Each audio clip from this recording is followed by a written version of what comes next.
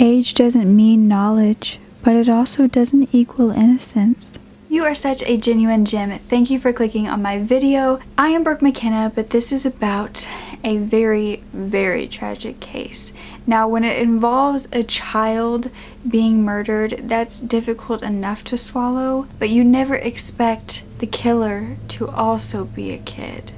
This one is heartbreaking and will leave you speechless and questioning everything. By the way, I post so much content like this, and if you enjoy the way that I tell these victim stories, then I would really appreciate you subscribing or thumbsing up these videos, because it just lets me know that you guys support me telling them, and that means everything. Now let's get back to the story. So Madeline Ray Clifton, or Maddie as she liked to go by, was born on June 17th of 1990.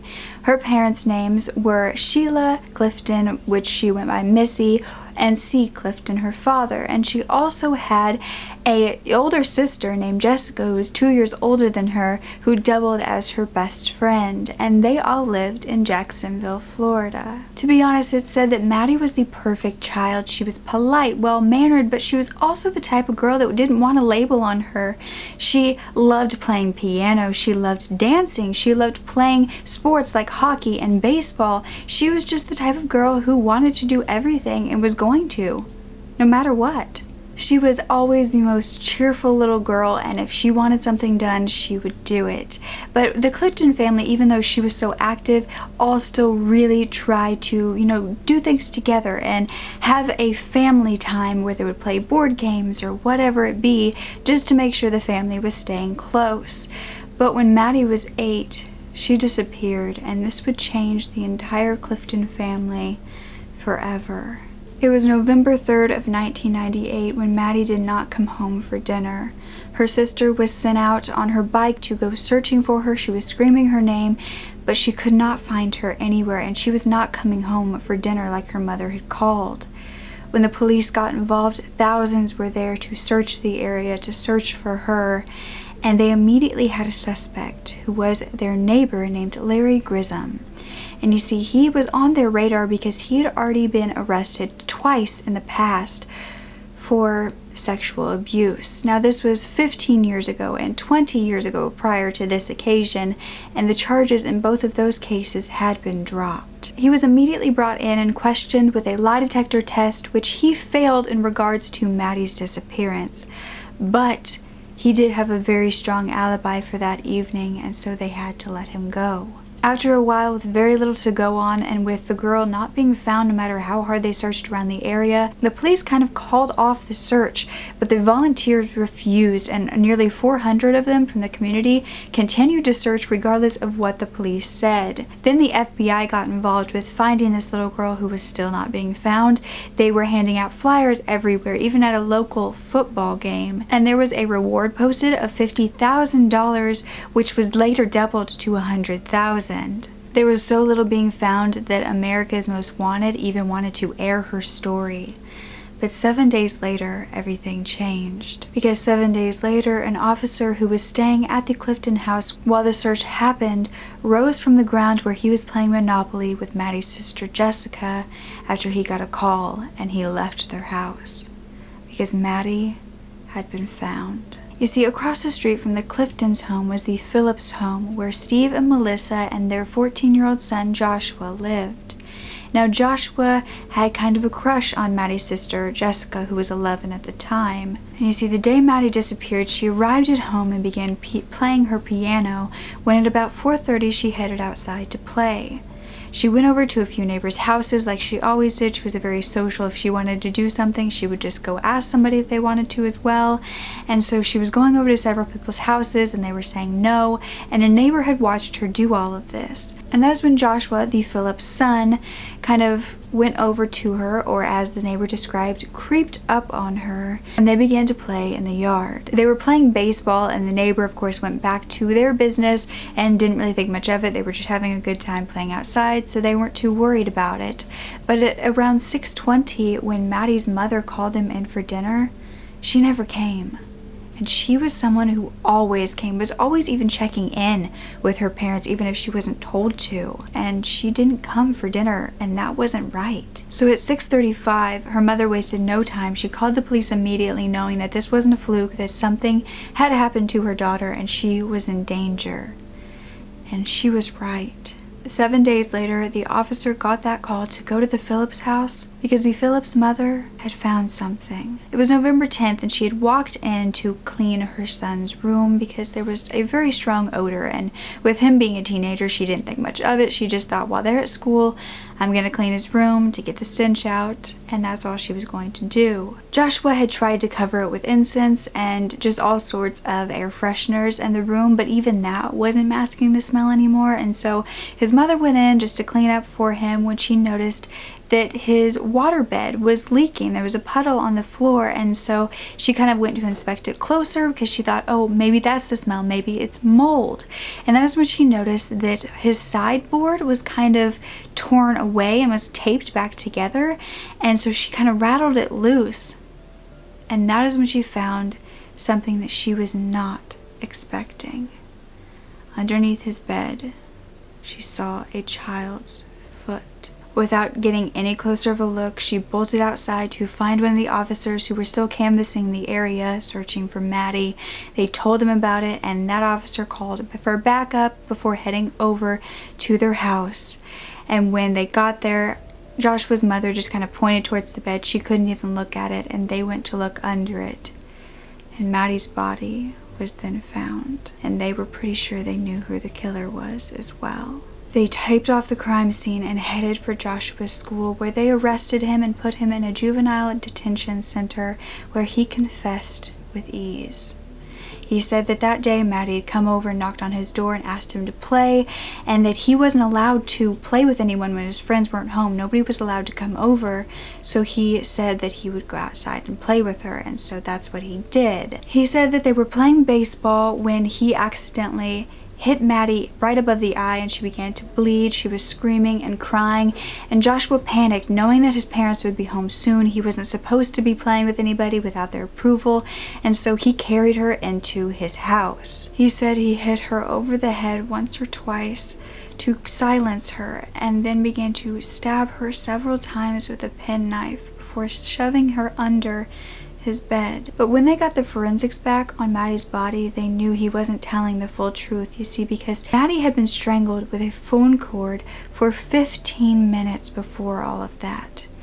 And then she was hit several times with a baseball bat before being stashed under that bed. She went silent, and Joshua's father came home, and Joshua went out to greet him, to say hello, and then headed back to his room. That is when he found Maddie still moaning, still alive. So he pulled back the mattress and he stabbed her 11 times, 9 in the body and 2 in the neck. She was found naked from the waist down except for her socks, but there wasn't any sign of sexual assault. To this, Joshua said that her pants and her underpants had come off when he shoved her underneath the bed and drug her through the house. But then on his computer, it was found that Joshua had watched porn before and after the murder. He was, of course, kept in jail, but now the family had to be informed of what had happened to their little girl.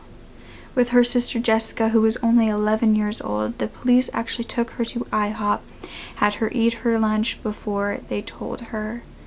They didn't tell her everything, though. Of course, they kept out the details, and they just kind of informed her that her sister had passed. This case was so huge in the media, it was spreading like wildfire, so much so that they had to put a gag order on the trial, but it was opposed because so many people in the area wanted to know what had happened, because they felt as though Maddie was their own child, like their own adopted child, and they wanted to know what was going to happen, if she was going to get justice. This caused problems as far as picking jury members, because of course these people wanted their adopted child to have justice, so there was no fair trial whatsoever, and it had to be moved out of town.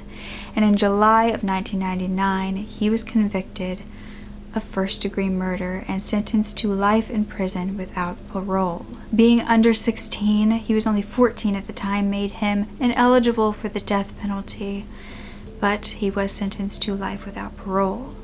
In 2000, Joshua's father passed away in a car accident, but his other family members still continued to fight for the appeal of his case. They were saying that as he got older, he was a model inmate, and that he even graduated from the Blackstone Career Institute in 2007 with a paralegal degree, and that he was so good in prison, he never was a bad inmate. He also attended therapy regularly, and he got to the point where he was saying she was a young girl, she didn't deserve to die, and they worked on his mental health rigorously, so they believed that he should be let out. And then in 2012, another case went to the U.S. Supreme Court, and they ruled that giving a juvenile a sentence without parole, a life sentence, was unconstitutional. And hearing this, Joshua's lawyers decided this was the perfect opportunity to fight for his release. And Maddie's mother at this time said that yes,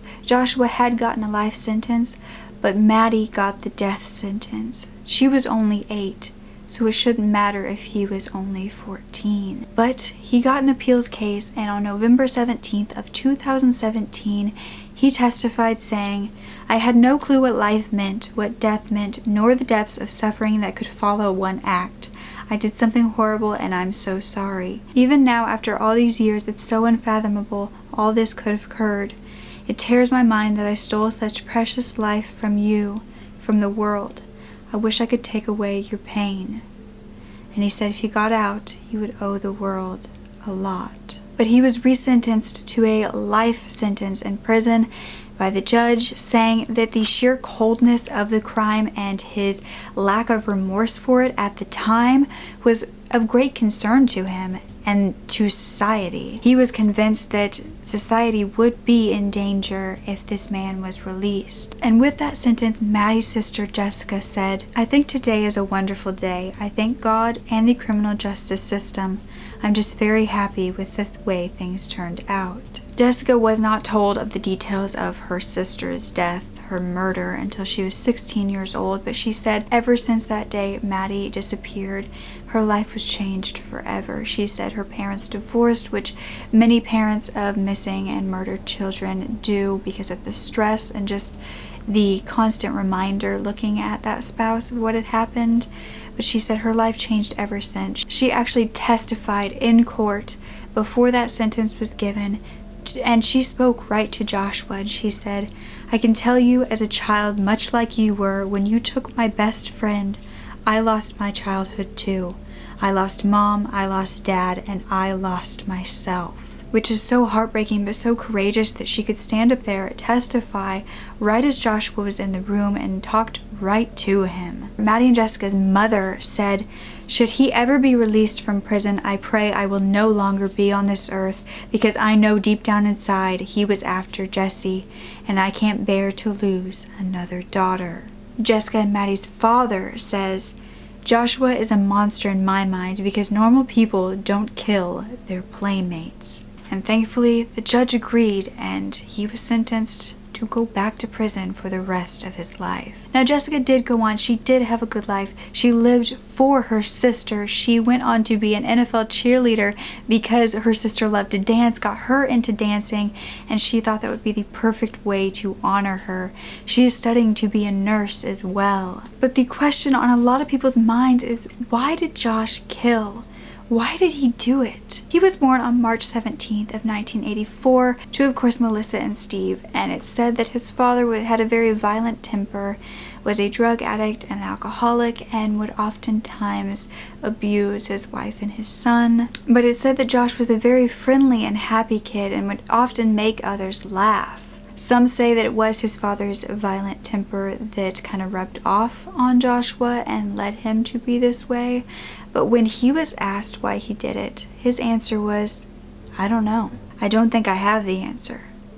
Maybe I should get some kind of counseling or something to find out what's wrong with me." And that was at the beginning. When all of this happened, when he confessed, he said that. And to this day, he still doesn't have an answer. It seems very heartless to me. But a psychiatrist that worked with him said that he never had that feeling that Joshua had killed to inflict pain or was some sort of sociopath that wanted to do this. But he did murder an 8-year-old because she cried about being hurt.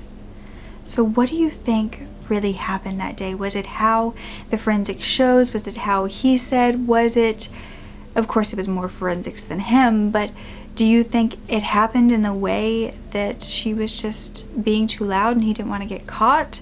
Or do you think he had it planned all along? Do you think that he should have been released? Or do you think that the conviction that he got, even as a child, should still be upheld?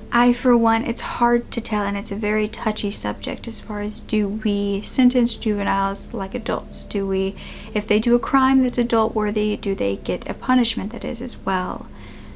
And it's very touchy to talk about. I think if a child could do that and could do such horrific things without remorse, I think that it should be treated as if an adult had done it, because what's to say they wouldn't have grown up and would have become a serial killer doing the same thing if they had never have been caught. And the no remorse part really irks me, because if a child were to accidentally do that, or to not get it, okay, they did this act, they didn't realize it would end in death, they would feel remorse about what they had done.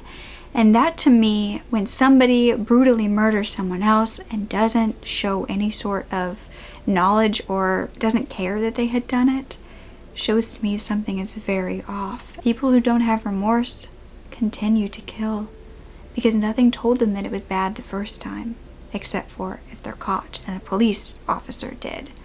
And even then, it might not sink in. So I'm not saying that I lean more to one side towards the other. I think it's a case-by-case scenario, because if someone can take someone's life and then it not register to them, something is obviously very, very wrong. There is no empathy whatsoever inside that brain. But I'd love to hear your thoughts on it. Please don't bash me for mine. They are my personal opinions, and something that I haven't really discussed with you guys is I have very close experience with something like this, especially with children. So not saying I'm an expert in it, just saying that I have a personal standpoint on why I feel this way. So I would really appreciate if you respect my opinions, and I will definitely respect yours even if they differ from mine. But yeah, I'd love to hear your opinions on that. So please thumbs up this video if you like the way I present these cases and want me to continue doing it. It really does encourage me to post more, and with these being such a, hard thing to research, it means the world to me that I have your support. But don't ever forget to speak up. Your voice is powerful enough, and I love you to absolute pieces. Okay, bye. Most killers are caught at some point. Most are just not when they're kids.